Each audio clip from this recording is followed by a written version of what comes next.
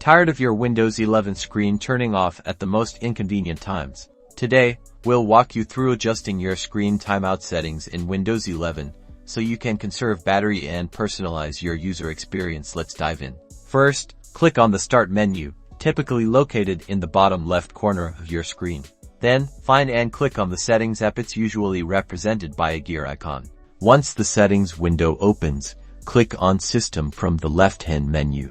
In the System settings, scroll down and click on Power and Battery. Now, look for the Screen and Sleep section here. You'll find the options to adjust your screen timeout.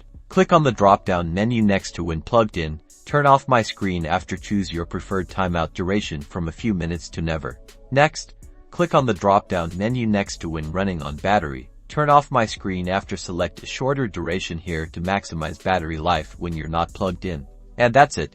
You've successfully adjusted your screen timeout settings in Windows 11. Experiment with different durations to find what works best for you. Don't forget to like this video and subscribe for more helpful Windows 11 tips and tricks. Thanks for watching.